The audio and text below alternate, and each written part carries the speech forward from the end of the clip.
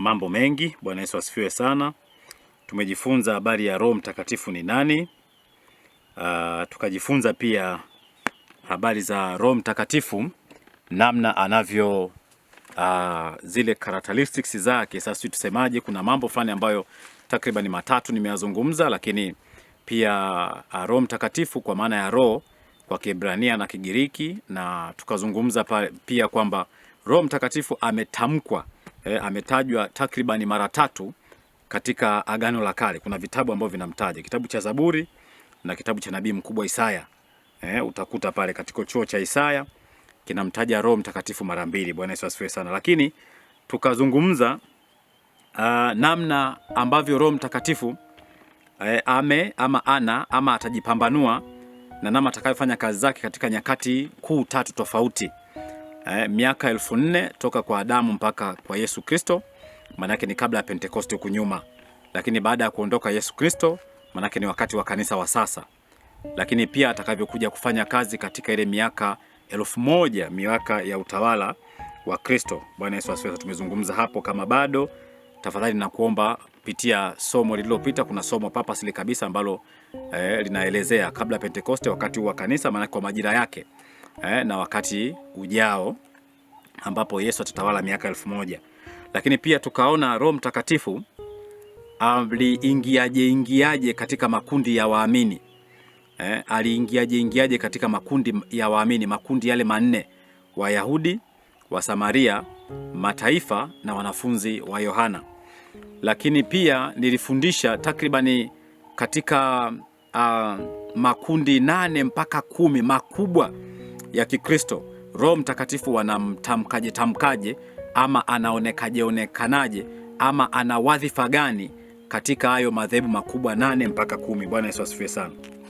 Na kabla ya hapo tukasoma vipindi kadhaa vinavyoonesha kazi ya Roho Mtakatifu. Zile kazi ni generally, kwa hiyo haijalishi kwamba ni kabla ya Pentekoste, wakati wa kanisa, lakini pia tutakuja kuweka mambo muhimu.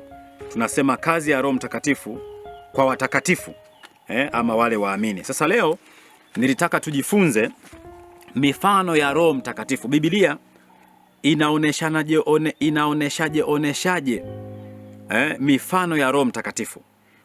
Kuna picha zingine ambazo unaona kwamba Roho Mtakatifu anachorwa kwa mfano wa ua ama njiwa. Sio ua lile ua ni hua kwa mfano wa njiwa.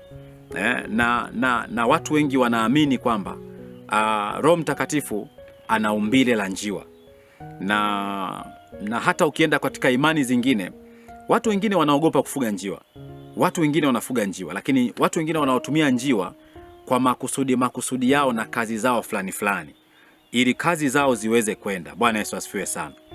Kwa hiyo kwa namna hiyo wanajiconfine kwamba Roho Mtakatifu ana umbile la njiwa. Sasa sisi tutasoma hapa, nitakufundisha hapa maumbile. Tulikubaliana kwamba Roho Mtakatifu haonekani.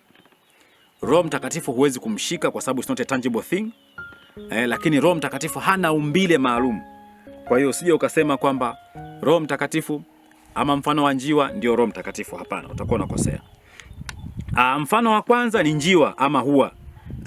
Na hiyo tunaisoma katika Injili ya Mathayo 10:16. Tunasema huu ni ushuhuda wa Roho Mtakatifu. Biblia unaposoma wakati huo inasema na Roho wa Mungu alishuka kwa mfano wa. Yani haikusema kwamba lile umbile ambalo yule njiwa alisimama begani mwa Yesu Kristo. Kwa hali ya kawaida tunaoneshwa kwamba ni njiwa, lakini ukisoma Biblia inakwambia katika ama kwa mfano au katika umbile la.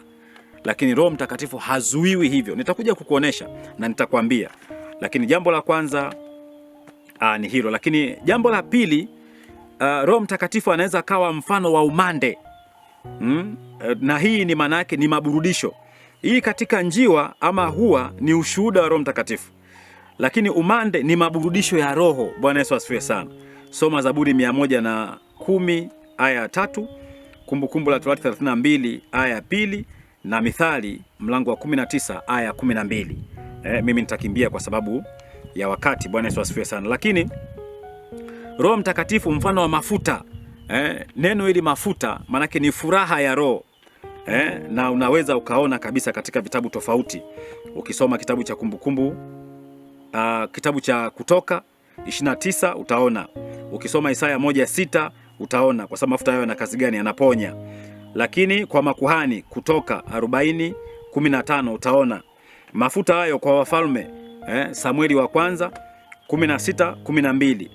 Lakini utaona kwa manabii, ile ufalme kitabu cha kwanza cha Wafalme 19:16. Lakini pia ni nuru ukisoma kitabu cha Kutoka 27:20. Kwa hiyo utaweza kuona kwamba Roho Mtakatifu, mfano wa ua, Roho Mtakatifu, mfano wa umande, Roho Mtakatifu, mfano wa mafuta, kwamba Roho Mtakatifu anaweza akaonekana katika kwa namna hiyo. Bwana Yesu asifiwe sana. Lakini pia wingu, tumeshasoma habari ya wingu, manake ni kuongozwa na Roho Mtakatifu.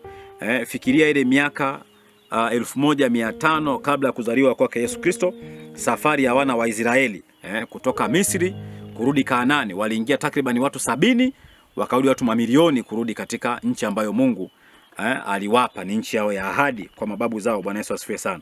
Kwa wakati ule huwa anasema kabisa kwamba wana wa Israeli walimwangalia Musa, lakini Musa ndiye aliyemjua Mungu. Lakini wakati mwingine Musa alikuwa akiongozwa na Mungu mwenyewe katika roho.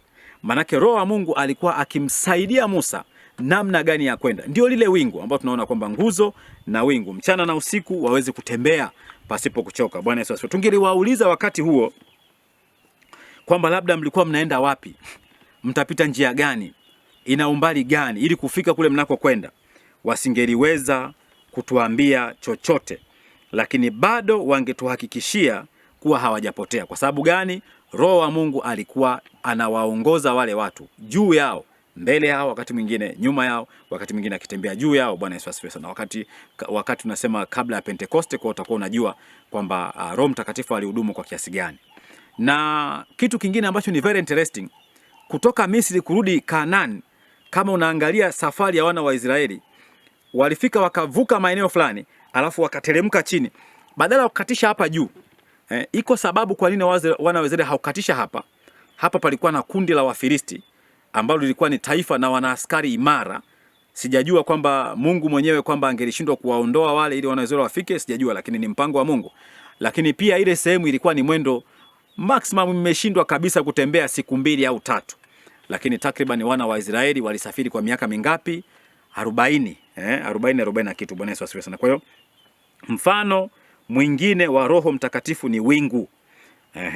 Lakini mfano mwingine wa Roho Mtakatifu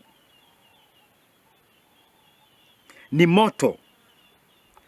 Moto. Roho Mtakatifu anaonekana kwa namna ya moto. Kumbuka kwamba pale ambapo Mungu alitaka Musa amgeukie kisawasawa, katika kile kichaka kinachoungua kisichoteketea. Musa alisema nitageuka na niyaone maajabu, sio maono makuu ya Mungu katika kichaka kinachowaka moto lakini kisichoteketea. Ule moto ulikuwa ni mfano wa Roho Mtakatifu. Bwana Yesu asifiwe sana. Lakini pia nguzo ilikuwa ni mfano wa Roho Mtakatifu. Ukisoma Kutoka 13:21 na Hesabu 9:15 mpaka 23. Bwana Yesu asifiwe sana. Lakini katika nguzo hiyo, katika Agano la Kale iliwaongoza, lakini pia iliwapa nuru, Wagalatia 5:11, Warumi 8:14. Lakini pia ile nguzo haikuwaacha.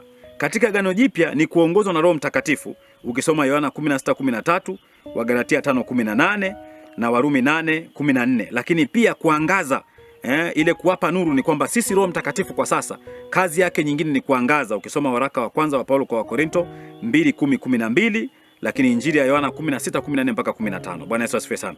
Kwa hiyo unaweza ukajifunza mambo ya namna hiyo kwamba Roho Mtakatifu alikuwa ni mfano wa kitu gani kwa wana wa Israeli. Mfano mwingine wa wana wa Israeli, hiyo ilikuwa ni 5. Namba 6 tumesema ni nguzo na nimeelezea pale. Namba 7 kisima, tunasema linganisha birika. Linganisha birika. Kwa kipindi kile wana wa Israeli kule kuto kuacha, katika sasa hivi, katika wakati huu wa kanisa wa sasa, ni kwamba Roho Mtakatifu atakaa nasi daima ukisoma Waefeso 4:30 na Injili ya Yohana 14:16. Lakini ninakwenda kwa sababu nyingine. Hiyo sababu ya 7 ni kwamba Roho Mtakatifu mfano wa kisima, linganisha birika. Na hapa ni kwamba Roho Mtakatifu anaonekana katika mfumo wa maji, maji hai, manake ni neno la Mungu, ndiye Roho huyu Mtakatifu. Bwana Yesu asifiwe sana. Na ndio maana wakati mwingine watu wanasema kwamba maji yana nguvu bwana, maji yana roho yake. Ubatizo, yale maji yana kitu chake. Bwana Yesu asifiwe sana. Lakini hapa ni kwamba Roho Mtakatifu anaonekana mfano wa kisima ama maji yaliyo hai. Lakini mfano wa 8 ni kwamba Roho Mtakatifu anaonekana kama mito, na huu ni ushuhuda wa Roho Mtakatifu. Mto, unakuta wakati fulani katika Agano Jipya Biblia inazungumza kwamba watu wanaomtegemea Mungu ni kama mto wa nini, sijui ni kama nini, wamepanda katika mto pembezoni mwa mto, sio wanafanya vitu fulani. Ile mito maana yake ni ushuhuda wa Roho Mtakatifu. Fungua kitabu cha Ufunuo 22:1, Injili ya Yohana 7:37 mpaka 9, Injili ya Yohana 3 soma, lakini Mwanzo 2:10, Kutoka 17:5 mpaka 6, Injili ya Yohana 4 soma, Injili ya Yohana 7 soma, Ezekieli 47:9 na Isaya 53:11. Ukisoma hapo utapata kwamba maji yao yanajaa na kububujika, maji yanapanda, maji yanashuka na vitu kama hivyo. Bwana Yesu asifiwe sana. Kwa hiyo ni sababu ya ngapi? Ya 8. Sababu ya 9, sababu ya 9, hiyo ni mfano wa 8. Mfano wa 9 ni upepo, na upepo huo ni nguvu ya kutawala kwa Roho Mtakatifu. Jambo la kwanza unatakiwa kujua kwamba upepo ni wa mbinguni, kama asili ya Roho Mtakatifu ilivyo. Asili ya Roho Mtakatifu ni mbinguni na sio ulimwenguni. Soma Injili ya Yohana 3:8. Lakini pia upepo huo hauonekani. Tumezungumza kwamba hiyo ni karatasi moja hapo kwamba Roho Mtakatifu haonekani. Soma Matendo ya Mitume 2 aya ya 1 mpaka ya 4. Lakini pia upepo huo una nguvu. Wenyewe upepo una nguvu. Na tunasema moja ya kazi ya Roho Mtakatifu ni kututia nguvu. Bwana Yesu asifiwe sana. Soma Ezekieli 37:1 mpaka 4. Kwa hiyo mimi nimekupa mifano hiyo takribani 9 kama nitakuwa nimeiweka sawa sawa kwa sasa kwa darasa hili na somo hili la kwanza, kwa habari ya mifano ya Roho Mtakatifu. Kwa hiyo Roho Mtakatifu haonekani ama hana umbile la njiwa tu peke yake. Anaonekana katika umbile la umande, anaonekana katika umbile la mafuta, anaonekana katika umbile la wingu, anaonekana katika umbile la moto, anaonekana katika umbile la nguzo, anaonekana katika umbile la maji yaliyo hai ambayo ni neno la Mungu. Pale kama sijakupa maandiko ni soma Petro wa kwanza 1:23, Ufunuo 22:17. Hapa ni muhimu, soma hilo andiko. Injili ya Yohana 14:4, waraka wa kwanza wa Paulo kwa Korinto 12:13 ni muhimu, soma hilo andiko. Lakini na pia na Warumi 5:5. Lakini pia nimesema anaonekana pia katika mfano wa mto. Ule ni ushuhuda wa Roho Mtakatifu nimekuambia. Lakini point ya 9 nadhani, point ya 9 itakuwa ni upepo, kwa maana ya nguvu ya kutawala kwa Roho Mtakatifu ambayo imegawanyika katika sehemu 3. Upepo ni wa mbinguni, upepo haonekani, lakini upepo una nguvu. Bwana Yesu akubariki sana. Kwa hiyo mpaka hapo utakuwa umeanza kuona namna Roho Mtakatifu anavyoweza kuonekana katika maumbile tofauti tofauti. Bwana Yesu asifiwe sana. Hiyo pia itakuwa inakusaidia. Roho Mtakatifu hana umbile moja. Na asili ya Roho Mtakatifu ni Mungu mwenyewe. Na tunapotaka kumwelewa na kumjua Roho Mtakatifu, kuna maeneo ambayo tunatakiwa tuyasome. Mfano, tunapotaka kujifunza habari ya Mungu Baba, kuwepo kwake, asili yake, kazi yake na tabia yake. Na Roho Mtakatifu yuko hivyo hivyo, ana asili yake, kwa sababu sisi asili yetu ni kwa Mungu, manake naye ana asili yake. Lakini kule kuwepo kwake ni jambo la kwanza, asili yake ni jambo la pili, lakini anazo kazi na ana tabia.